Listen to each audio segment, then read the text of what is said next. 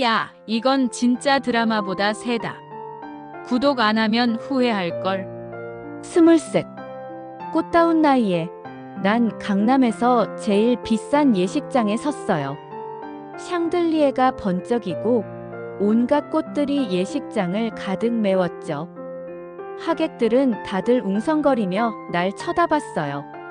와, 의사랑 결혼했다네. 앞으로 평생 편하게 살겠다. 그 말들이 귓가에 메아리처럼 맴돌았어요.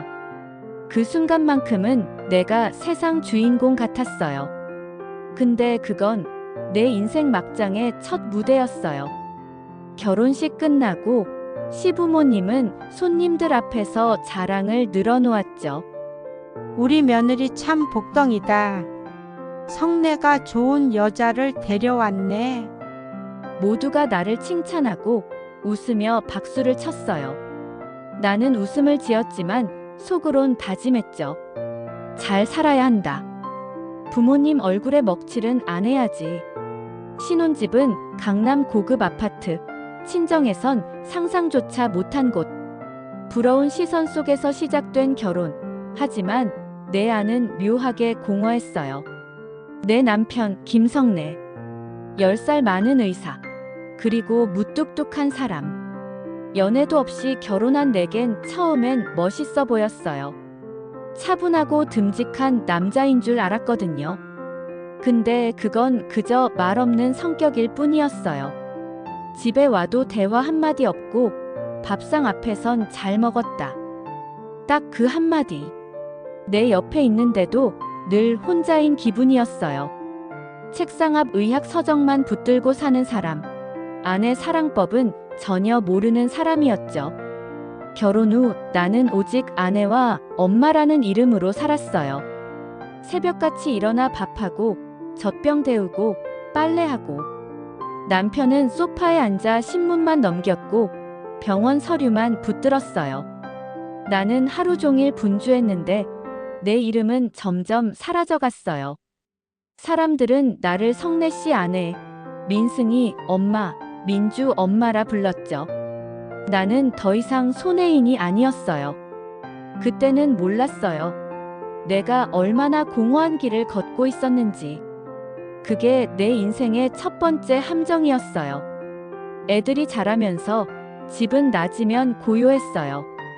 민승이는 학원으로, 민주도 친구 따라 나가고. 거실에 혼자 앉아 있으면 이 집이 감옥 같았어요. 강남 한복판 아파트인데도 내겐 텅 빈 창고 같았죠. 15년간 난 남편 뒷바라지, 아이들 뒷바라지뿐. 근데 나는 어디 있지? 라는 질문이 날 괴롭혔어요. 모두가 부러워하는데 나는 날 찾을 수가 없었어요. 그게 가장 잔인한 아이러니였어요. 친구들을 만나면 난 더 초라해졌어요. 나 요즘 요가 배우러 다녀. 지난달엔 발리 다녀왔어. 어제는 남자친구랑 통화했지 뭐야. 애 없는 친구들은 반짝였고 자유로웠어요. 난 그저 고개 끄덕이며 웃었죠. 하지만 속으론 눈물이 쏟아졌어요.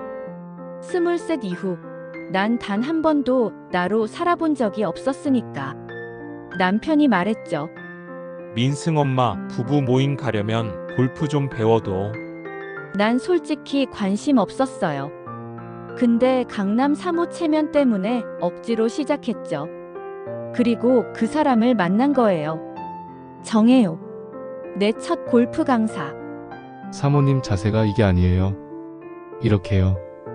그의 손길이 닿는 순간 심장이 터질 듯 뛰었어요. 15년 만에 누군가의 손길이 날 여자로 만들었어요. 남편도 아이들도 몰랐던 감각이었죠. 내 몸이 이렇게 쉽게 떨릴 수 있다는 게 믿기지 않았어요. 레슨장에 가는 길이 설레기 시작했어요. 오늘은 또 뭐라고 말해줄까? 나는 점점 그를 기다리게 됐어요. 단순한 강사가 아니라 내 세상의 빛처럼 보였으니까. 그 순간 이미 내 발걸음은 다른 길로 향하고 있었어요. 혜효와의 첫 식사는 레슨 끝나고 카페였어요. 사모님 힘드셨죠? 그 한마디에 난 눈물이 핑 돌았어요. 남편한테선 못 들어본 말이었거든요. 나를 여자이자 사람으로 본 첫 순간이었어요. 그날 밤 나는 괜히 거울 앞에 오래 서 있었어요.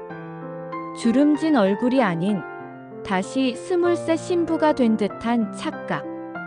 내 안에 잠자고 있던 여자가 깨어나는 걸 느꼈어요. 그 후로 레슨은 구실일 뿐이었어요. 라운딩도 따라가고 저녁도 먹고 혜인 씨 웃는 거 참 예쁘네요. 그가 날 이름으로 불러줬을 때 심장이 멎는 줄 알았죠. 집에선 늘 엄마 여보뿐이었는데 내 이름 석자가 그렇게 달콤할 줄이야. 난 그 순간 이미 빠져들고 있었어요. 돌아갈 수 없는 늪에. 남편은 여전히 무뚝뚝했어요. 밥 먹자. 다녀왔다. 그게 전부였죠. 근데 혜요는 달랐어요. 오늘 하루는 어땠어요? 힘든 거 있으면 말해요. 그 말들이 내 심장을 간지렸어요. 그의 눈빛엔 내가 있었어요. 난 그 눈빛이 세상 누구보다 달콤했어요. 처음 거짓말을 했던 날, 아직도 기억나요. 친정에 다녀올게요. 남편 앞에서 그렇게 말했죠. 하지만 사실은 혜효와의 첫 드라이브였어요. 차 안에서 바람이 불어왔고, 난 20살 소녀처럼 웃고 있었어요. 혜인 씨 진짜 행복해 보이네요. 그 말 한마디에 난 무너졌어요. 내가 원한 건 사랑받는 여자였구나 깨달았죠.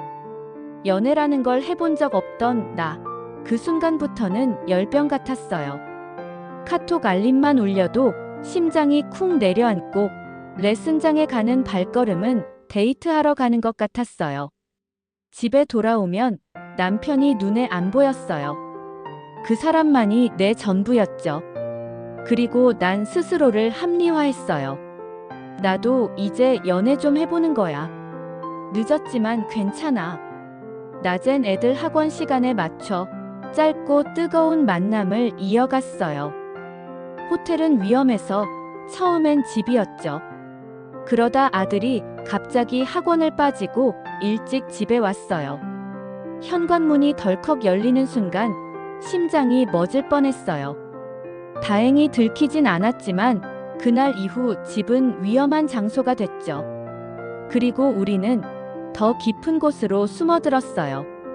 호텔에서의 첫 만남. 엘리베이터 거울 속 떨리는 내 얼굴이 보였어요. 괜찮아요, 혜인 씨.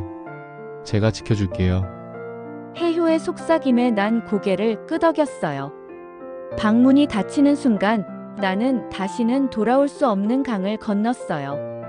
아내도 엄마도 아닌 여자 손혜인. 그걸 확인하는 순간이었죠. 친정 핑계는 점점 늘어갔어요. 엄마가 아프셔서, 동생이 힘들대서. 거짓말이 쌓일수록 내 마음은 무뎌졌어요. 오히려 들키지 않는 스릴 이날을 중독시켰죠. 오늘은 무슨 이유로 빠져나갈까? 내가 이렇게 변할 줄 나조차 몰랐어요. 근데 이상하게도 후회는 안 됐어요. 친정에서도 시댁에서도 난 여전히 잘하는 며느리, 좋은 딸이었어요. 겉으론 아무 문제 없는 사모님이었죠. 하지만 속으론 완전히 다른 인생을 살고 있었어요. 낮엔 완벽한 엄마, 저녁엔 착한 며느리. 그리고 그 틈새에서 나는 연인으로 불타고 있었어요. 이중생활, 그게 내 유일한 자유였어요. 친구 이진과 수영에게 털어놓았을 때 둘의 반응은 달랐어요. 잘했네.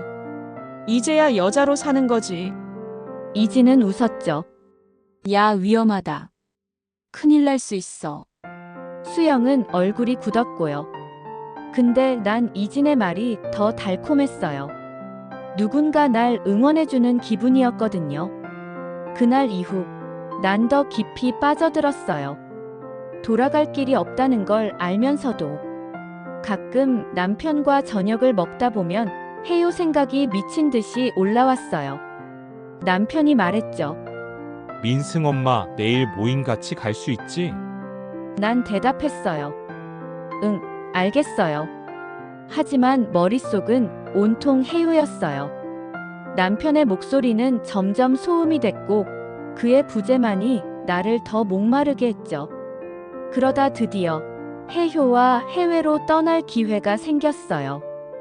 아들이 수학여행을 간다는 소식에 딸은 친정에 맡기고 난 일본 온천행 비행기에 올랐죠. 이게 꿈이야, 현실이야? 창밖 구름을 보며 심장이 뛰었어요. 남편 모르게, 아이들 모르게 나는 완전히 다른 삶을 살고 있었어요. 그리고 그 순간이 내 인생 가장 위험한 불꽃놀이였어요. 일본 온천에서 난 정말 처음으로 여자처럼 웃고 떠들었어요. 혜인 씨, 여긴 우리 둘만 아는 세상이죠. 혜효의 말에 난 술잔을 기울였죠. 따뜻한 물속에서 내 인생이 새로 태어난 것 같았어요. 남편도 아이들도 한국도 잊고 싶었어요. 그때만큼은 내가 세상의 주인공이었거든요. 근데 행복은 오래가지 않았어요. 돌아오는 비행기에서 문자 알림이 계속 울렸거든요. 엄마 어디야? 아빠는 엄마 언제 오냐고 물어봐. 아이들의 메시지를 보는 순간 심장이 철렁 내려앉았어요. 내가 무슨 짓을 저지른 건지 잠시 정신이 아득했죠. 집에 돌아오자마자 난 또 착한 엄마로 변했어요. 민승아, 밥 먹었어? 민주야, 학교 어땠어? 아이들은 아무것도 모른 채 웃었고 남편은 피곤하다며 방으로 들어갔어요. 그 평범한 일상이 오히려 무섭게 다가왔어요. 나는 이미 선을 넘어버린 여자였으니까. 시간이 흐를수록 거짓말은 더 늘어났어요. 주말에도 친정에 간다는 말로 도망쳤고 아이들까지 핑계거리가 됐어요. 민주 친구 생일이라 데려다줘야 돼. 민승 학원 설명회 있어서 늦어. 나는 점점 더 교묘한 사람이 되어갔어요. 혜요는 날 더 원했고 나도 그에게 더 중독됐어요. 우린 꼭 다시 태어난 연인 같아. 그의 말은 달콤했지만 이게 언제까지 가능할까? 한순간 모든 게 무너지는 건 아닐까? 그 생각이 머리를 스쳤지만 난 멈추지 못했어요. 그러던 어느 날 아들이 갑자기 학교를 일찍 마치고 집에 왔어요. 현관 앞에서 신발을 갈아 신는데 내 방 안엔 혜효가 있었죠. 심장이 얼어붙는 순간이었어요. 다행히 아들은 곧장 자기 방으로 들어갔고 아무 일도 일어나지 않았지만 그날 밤 난 온몸이 덜덜 떨렸어요. 그 사건 이후 집은 더 이상 안전하지 않았어요. 혜효와 나는 철저히 호텔만 이용했죠. 그곳에서의 시간은 꿈 같았어요. 혜인 씨, 여기선 우리밖에 없어요. 그 말이 마약 같았어요. 근데 호텔 프런트에 찍히는 영수증, CCTV 카메라. 늘 불안이 따라붙었어요. 불안은 현실이 됐습니다. 어느 날 신우이에게서 전화가 왔어요. 혜인아, 주말마다 친정 간다더니 너 정말 친정에 있었던 거 맞아? 가슴이 철렁했어요. 신우는 뭔가 눈치를 채고 있었던 거예요. 순간 머리가 새하얘졌죠. 아, 그럼 어떻게 해야 하지? 급하게 떠오른 생각은 올케였어요. 내 손아랫동서. 진이야, 혹시 엄마 집에 같이 있었다고 말 좀 해줄래? 내 목소리는 떨렸지만 애써 태어난 척했어요. 처음엔 별 의심 없이 도와줬어요. 근데 그 순간이 더 큰 비극의 시작이 될 줄은 몰랐죠. 거짓말의 공범이 된 진이. 그날 이후 난 더 자주 그녀를 끌어들였어요. 진이야, 주말에 나랑 같이 있었다고 해줘. 혹시 언니랑 백화점 갔다고 말 좀 해줘. 처음엔 작은 부탁 같았죠. 하지만 점점 그녀 눈빛이 달라지더라고요. 마치 나를 시험하듯 불신의 그림자가 번지기 시작했어요. 진이 눈빛이 점점 차가워졌어요. 언니, 근데 왜 자꾸 저를 핑계로 써야 돼요? 나는 억지 웃음을 지으며 말했죠. 아니야, 별거 아니야. 그냥 시댁에서 꼬치꼬치 물으니까. 하지만 속으론 불안했어요. 이 거짓말이 오래가지 못할 거란 걸 나도 알고 있었거든요. 결국 일이 터졌습니다. 남편 친가 식구들 앞에서 신우가 대뜸 물었어요. 혜인아, 지난주에 어디 있었어? 나는 침착한 척 대답했죠. 친정에 다녀왔어요. 이상하네. 그날 친정집엔 네가 안 왔다는데? 그 순간 내 심장은 쿵 하고 내려앉았어요. 모든 시선이 나에게 꽂혔어요. 신우 시부모님, 심지어 남편까지. 공기가 얼어붙었고 난 아무 말도 못하고 굳어버렸죠. 몸이 식어가는 걸 느꼈어요. 남편 성내가 낮은 목소리로 말했어요. 민승 엄마 무슨 말이야? 사실대로 말해. 그 목소리, 15년 동안 들은 적 없는 싸늘함이 담겨 있었어요. 나는 버벅거리며 변명했죠. 아니, 내가 그냥 잘못 기억해서. 하지만 이미 다 끝났다는 걸 알았어요. 며칠 뒤 남편은 호텔 CCTV 영상을 내 앞에 내밀었어요. 거기엔 분명 나와 혜요가 함께 있는 장면이 찍혀 있었죠. 이게 뭐야? 그의 눈은 차갑게 식어 있었어요. 나는 무릎이 꺾여 바닥에 주저앉았어요. 여보, 내가 미쳤었어. 아무리 울어도 소용없었어요. 남편은 말없이 집을 나갔고 아이들마저도 날 외면했어요. 민승이는 방 문을 걸어 잠그고 나오지 않았고 민주는 나를 보며 울면서 말했어요. 엄마 왜 그러셨어요?